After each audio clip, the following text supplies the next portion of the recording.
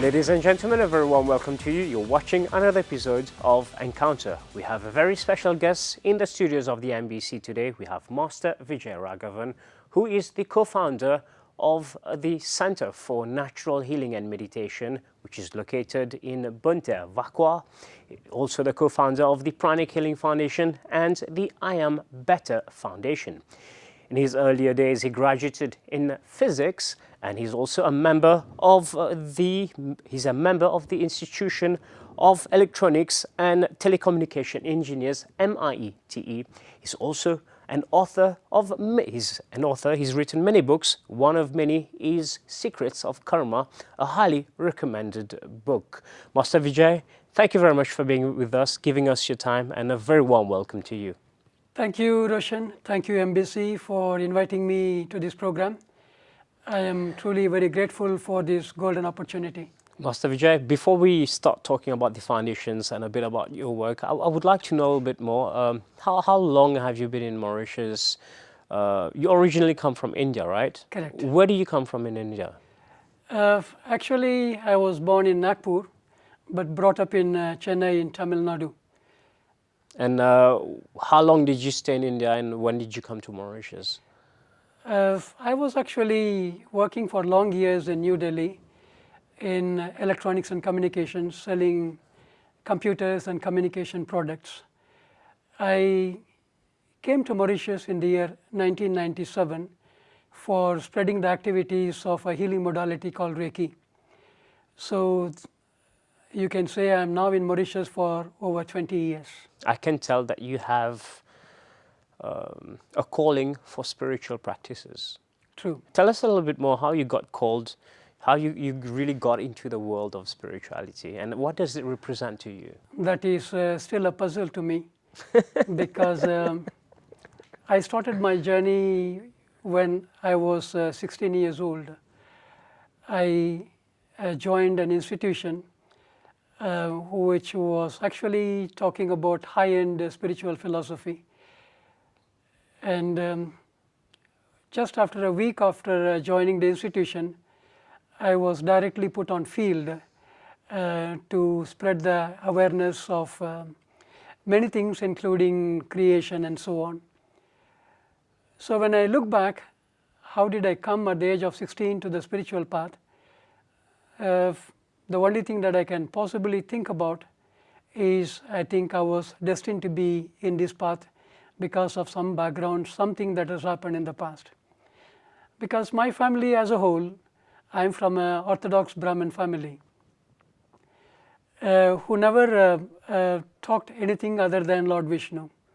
So to me, to venture on the spiritual path, to understand God as someone formless, as something that is normally wouldn't have been possible unless there was a calling at the soul level.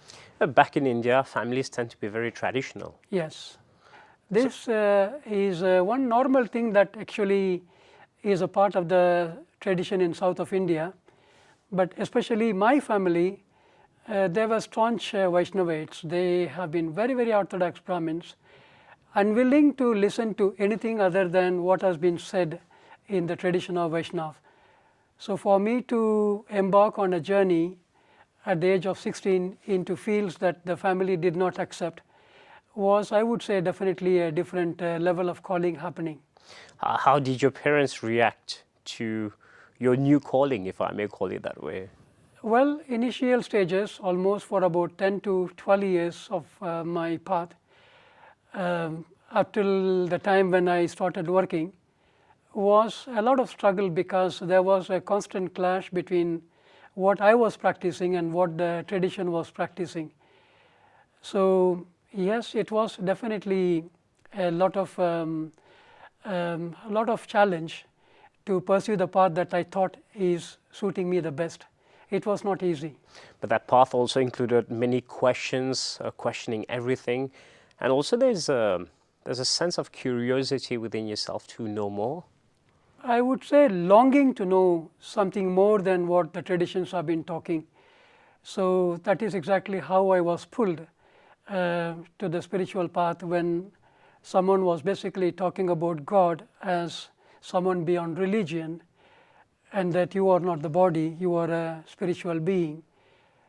This kind of an understanding is existing in most of the religion, but then when it comes to putting it into practice, I found that what I received was very, very priceless, and I started cherishing whatever I got. So despite the challenges that I was actually facing, the path helped me to continue moving on. So then when you did realize which path you would follow in your life, I think your vision has come much clearer of who you want to become. And one very big aspect of your life is to be at the service of others and to teach and help others understand what is being taught at the center, especially with Pranic Healing and Reiki. So what is the calling for you in terms of trying to spread the message? I can just quickly quote a short event that happened when I was a boy of perhaps 8 years.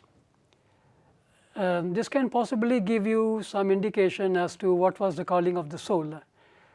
So someone gave me a bar of chocolate. I remember it was the first time Cadbury's introduced 5-star.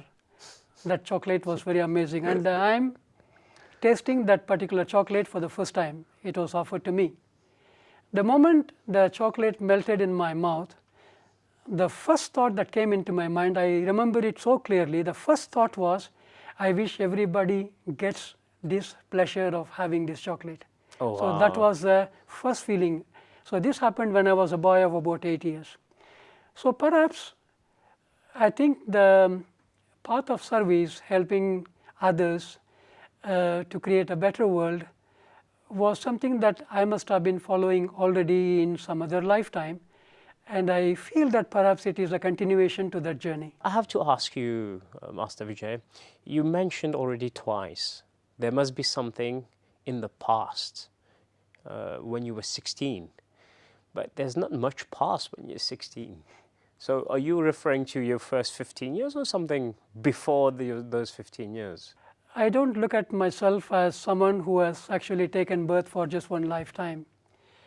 Deep inside myself, I have some understanding about my past lives. As a matter of fact, this is something that I had actually mentioned in the book that I authored, The Secrets of Karma, in the introductory passages.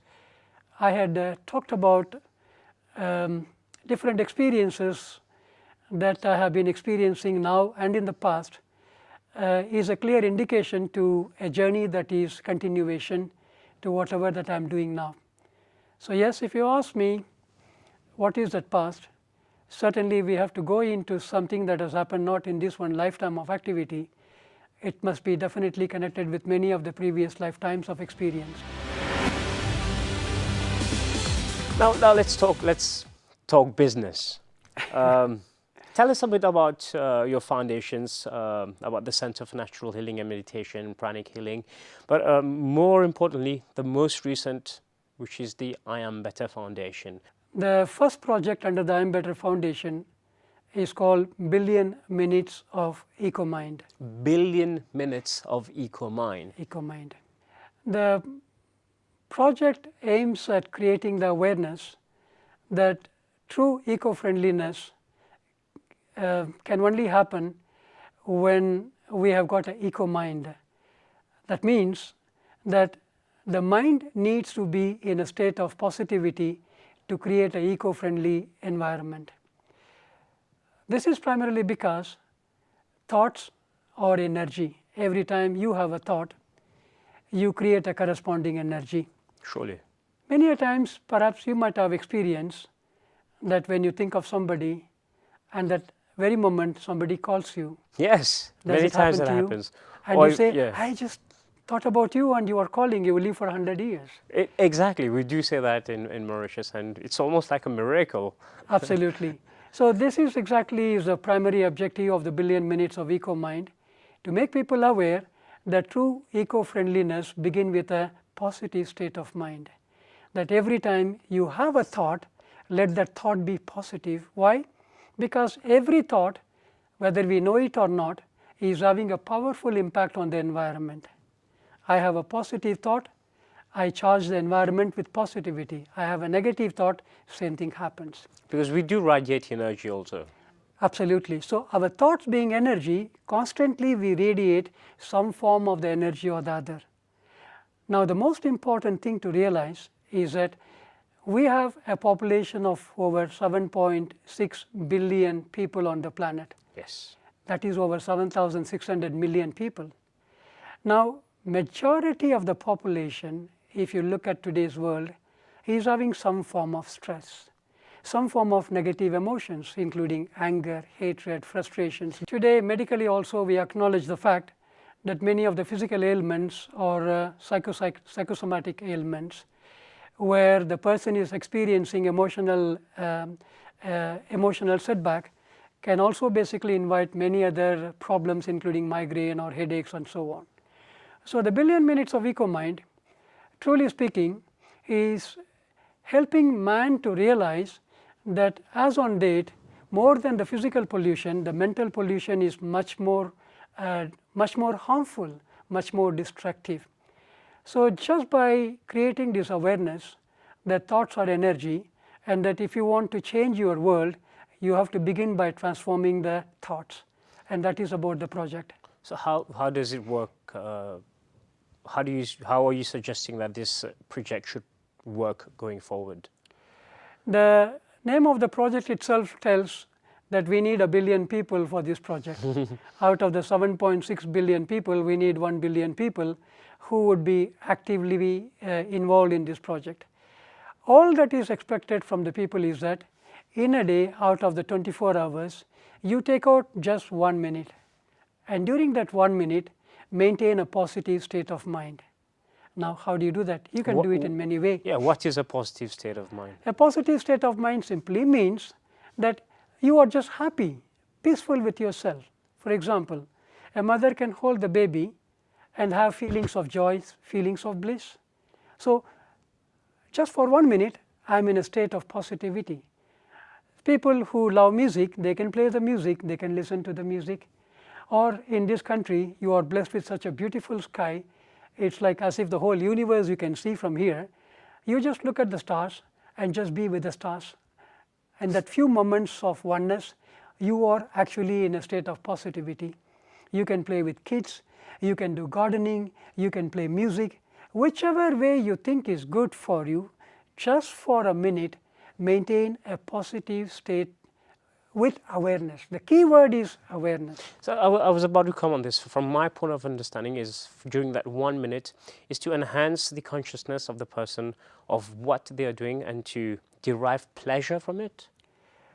Well, if you talk about pleasure, so many ways of pleasure somebody always has. Well, I mean day. a pleasure as in a happy moment or a happy place. Yes. Yes. So, but here the key word is awareness. Okay. That in that 1 minute, I am happy, I am peaceful, but I am aware that my peace is radiating to the world to make the world a better place.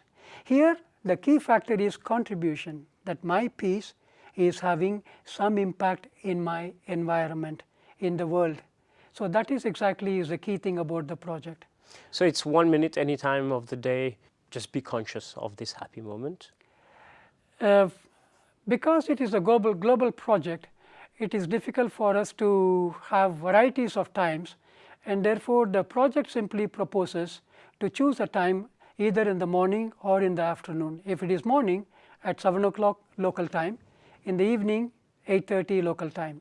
At 7 o'clock, for example, I am aware that I am going to contribute something to the world. I maintain a positive state of mind by whichever way we discussed just now. If it is going to be in the evening or afternoon at 8:30 p.m., again you maintain this kind of a positive state with awareness that I am contributing for the world peace. So, in a day, if there are 1 billion people participating in this activity, this is equivalent to more than 16 million hours of positivity in just 1 day. Yeah, yeah, makes sense. Now, this 16 million hours of positive energy is a very powerful force. The impact in a negative way that is happening in the entire humanity. If you look into the plight of the world today, not that people do not want peace, Not that people do not want to be happy, but then despite wanting to be peaceful, despite wanting to be benevolent, we have a habit of thinking and acting destructively. Haven't you seen this? Yes. Many people are constantly having negative thoughts, uncontrollable negative thoughts. Many a times I hear from people, I don't want to get angry, but I do not know what is forcing me to get angry, as if some power is pushing me to get angry and irritated. Now that's exactly is the problem. When 7.6 billion people of the world have some negative emotions or the other, these negative emotions collectively become a mountains of psychic garbage that surround the entire planet. So every country is surrounded by a psychic garbage. These psychic energies have a direct influence or impact on the thinking pattern of the man. All right. That is why in his book, Man's Eternal Quest, Paramahansa Yogananda talks about it so beautifully. He says that until and unless man do not correct his thinking, we will continue to have natural calamities, we will continue to have wars. Such is the impact of these mountains of negative psychic energies that are actually encompassing the whole planet. So, though I want to be peaceful, though I want to be benevolent, though I do not want to get angry, but because of the influence of these negative forces, I continue to do what I do. So, the billion minutes of eco-mind is basically aiming at disintegrating these negative thought forms. Very simple, where there is light, there cannot be darkness. Right. That is exactly what is going to happen with the billion minutes of eco-mind. That if 1 billion people of the world pledge that 1 minute with awareness that I am contributing to the world peace, that collective effect, the synergy effect as we call it, will gradually start disintegrating these mountains of psychic garbage surrounding the entire planet. And over a period of time, the positivity will replace the negativity. So, when the environment is surrounded with so much of positive energy, you start receiving positive influence. The way you think gradually will start getting transformed. And that is exactly is about the endeavor of billion minutes of eco-mind.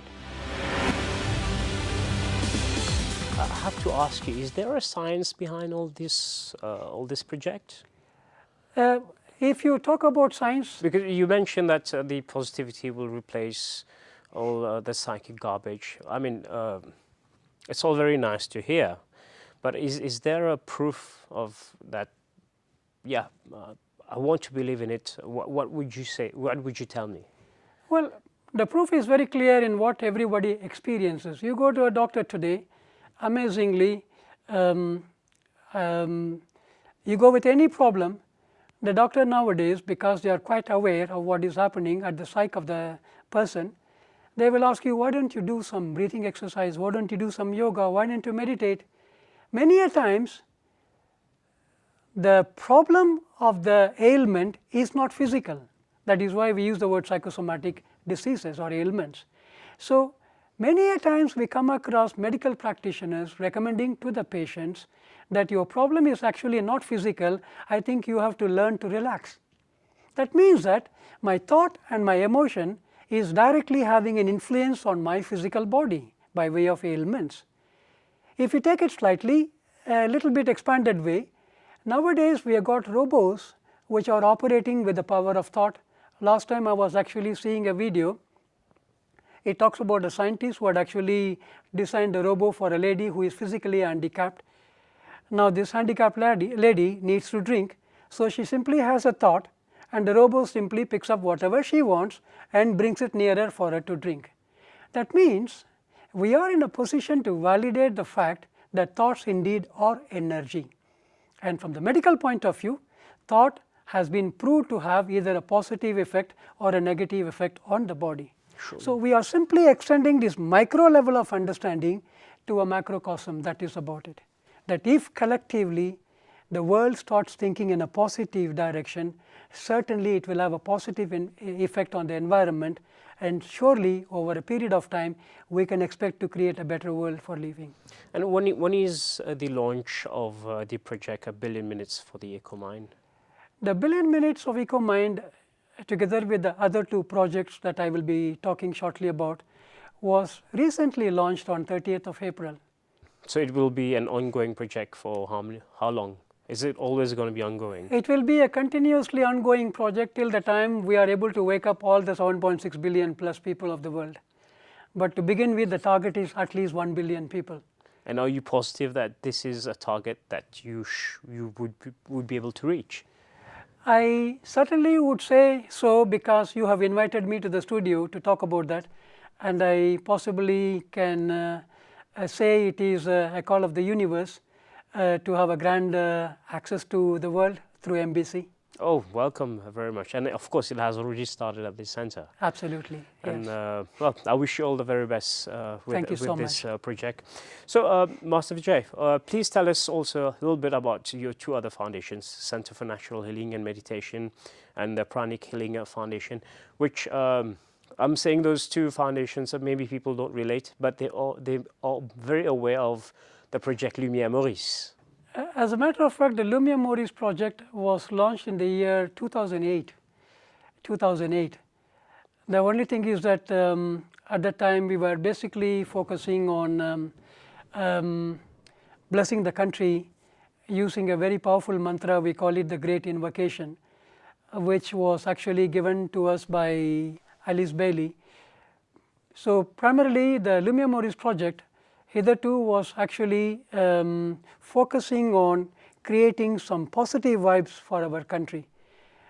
But now gradually momentum is picking up, where the Lumière Maurice project is getting more and more involved in youth empowerment, in women empowerment and many other projects. So the objective of Lumière Maurice is to make our country a role model for the rest of the world. So that is a target that we are pursuing, which we call Mission 2024, that by the year 2024, we should be able to harness sufficient spiritual energies, positive energies, to propel our country into a meaningful direction, setting it as a role model for the rest of the world to follow. Master Vijay, hold on to that thought. I think we will have a short extract of the Great Invocation, which was played for the Independence Day this year in Mauritius and also on the radio, and I think on TV also. Let's have a look at this short extract.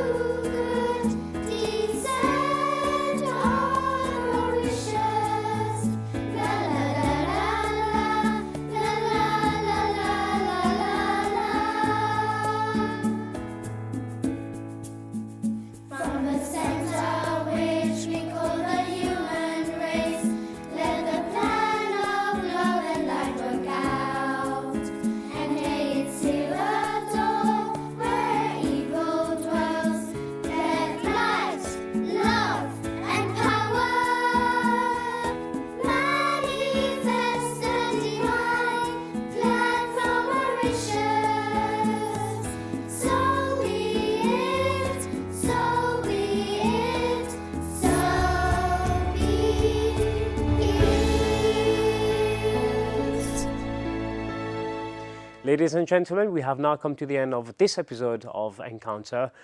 We've had Master Vijay with us. Thank you very much. Thank you please very much, don't Roshan. go away. We have so many more things to talk about. Pranic Healing, Reiki, natural healing, meditation, and of course more details about the Lumière Maurice Project 2024. So rendezvous next week again for another episode of Encounter.